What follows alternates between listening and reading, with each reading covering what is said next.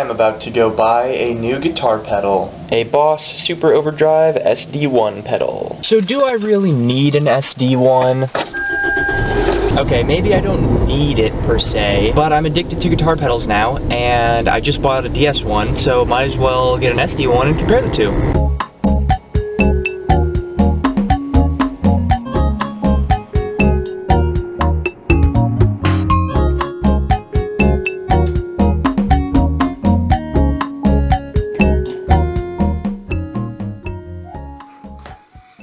Gotta get a couple dark chocolate chips in me and I'm ready to rumble. Alright everybody, I admit it, you got me. It's a long time later. I got this darn thing like, I don't even know when I bought this. It was like a month and a half ago that I bought this SD-1. I wasn't able to make a video with it that same day, and then a bunch of other stuff happened, like I messed up my finger and yada yada yada, whatever. But you'll be pleased to know that I've held off on using this just so that I could make this video and try it out for the first time. So that's gonna be our first order of business here, is to just plug this thing in and kind of experiment with it. Step 1.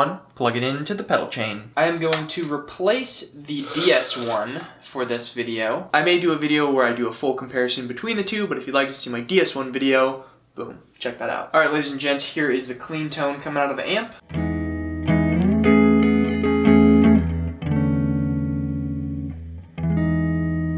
Now we're going to set all of the knobs to 12 o'clock approximately and switch it on.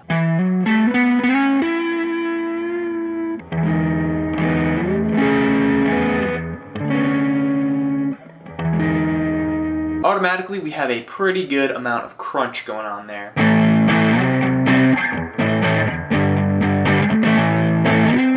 You don't have to touch anything and you get a pretty good overdrive sound. Let's try to turn the tone all the way up now.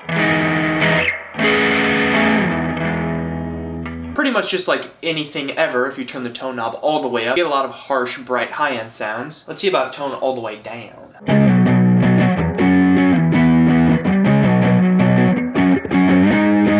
And then of course the other side of the coin is that if you turn the tone knob all the way down, it's going to kill a lot of the life in your tone. Having it right around 12 o'clock, maybe leaning a little bit more towards the right side, the brighter side, is where I like it. The level I'm pretty sure is just going to be like a volume knob.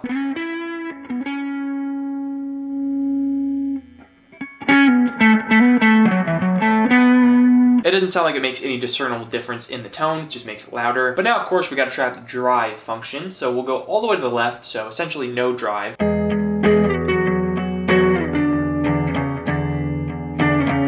The question is, does that sound any different from my clean tone, which I feel like it does. I don't know if it's just placebo or just because the volume level is changing a little bit, but I feel like as opposed to my clean tone, having the drive all the way down on the SD-1 kind of zaps a little bit of the fullness of your tone. Even if I turn the level up quite a bit, I feel like it just makes your guitar sound kind of thin.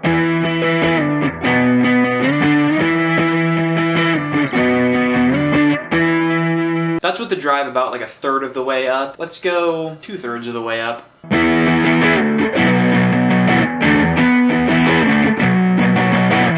And let's just go full drive.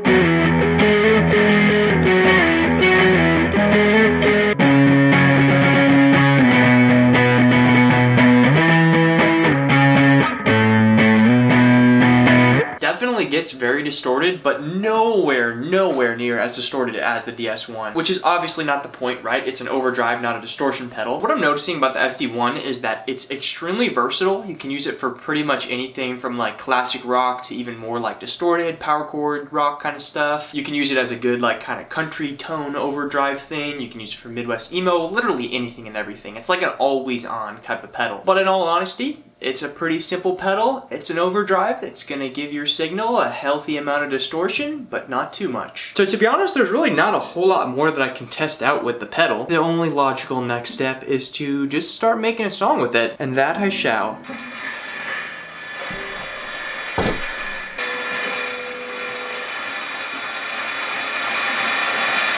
Isn't that crazy? Put your phone next to your pickups.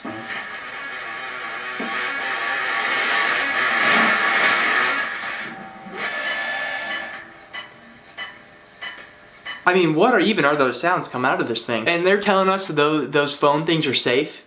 Yeah, sure. I'm not buying it.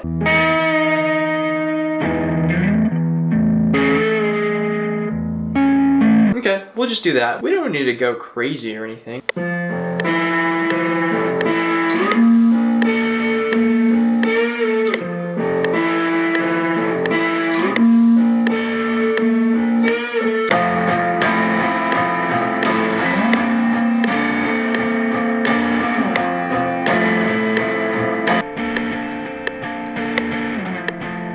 Okay, it actually sounds really good recorded, I'm not gonna lie. All right, let's see if we can do like a just full distortion knob kind of thing.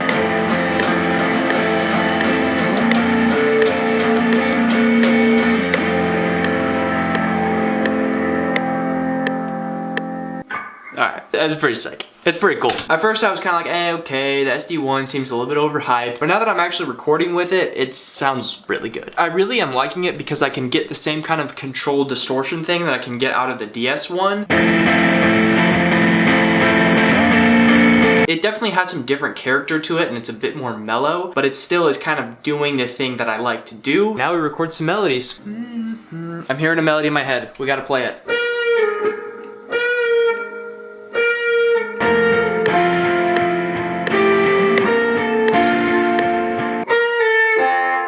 I need a different pick, this one sucks.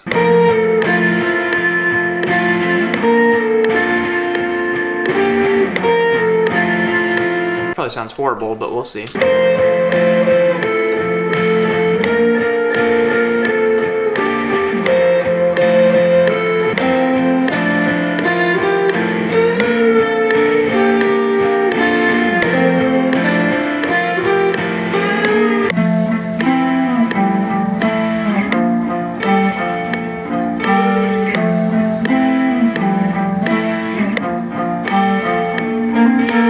Alright, I think I got some drums in my head that I want to do. I recorded like 15 guitar layers, took me like maybe 45 minutes to an hour. I'm gonna set up a room mic. It's been a while since I've done a proper room mic. Proper room mic, I say, as I place it on a book. Look at that. I'm a professional studio recordist. 85 BPM, let's do it. Nice. My FL Studio just crashed. That's so cool. I love that happens. It's my favorite thing, actually. That's fine.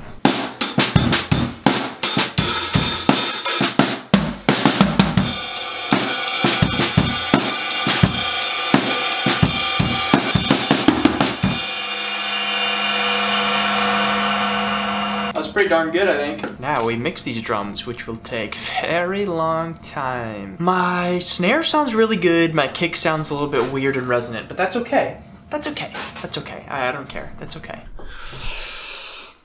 Alright, so I mixed the drums, I did all the stuff I need to do with the drums. I'm not quite done yet though, there's still a few things I want to do in this video right now. The first of which being record a bass line. Listen, I'm no bass player by any means, so most of the time I'm just playing root notes over the chords. Because the chords are so basic, like it's literally just two chords going back and forth, I think I might try to do a little bit something more funky with the bass line, like get some sort of melody in there. I don't know. We shall see what I can muster up. I need my bass set up. Pretty darn bad, actually. Step 1, tune the bass.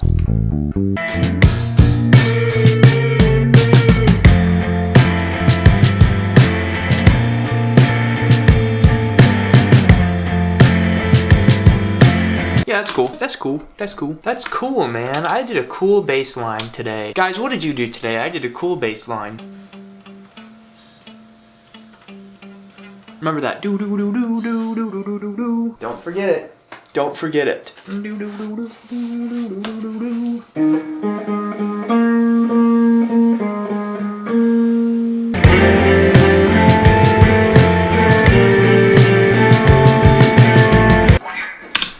enough. Unless some more melodies pop into my head, I think that's good for guitar right now. Let's see if we can get a couple keyboard sounds in there. It just sounds so good.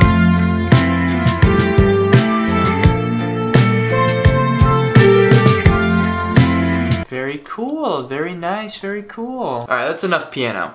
You guys will get that video eventually. Okay, I think the final piece of the puzzle that I'm gonna record, shaker.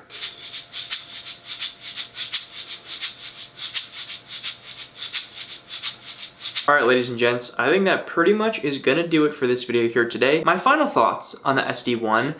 It's pretty cool. I think the reason I like it is because it's not too dissimilar to the DS-1. You can get some very similar sounds out of the two pedals, and I will do a full comparison video in the future. If you're trying to figure out if the SD-1 is right for you, I will say this. If you think there are going to be times where you want a lot of really aggressive distortion, go with the DS-1. But if you're doing like some classic rock or like some bluesy stuff, or you just kind of want like an edge of breakup, a little bit of gain kind of sound, this is your go-to. But honestly, what's the point trying to decide which one of these is better when you can just have both? So yeah, that is pretty much gonna do it for me in this video here today. I really hope you guys enjoyed my little SD-1 review slash beat making slash adventure video. Let me know if there's any other pedals that you guys want to see me try and make a video on. And as always, I really appreciate you guys watching, and I will see you in the next video.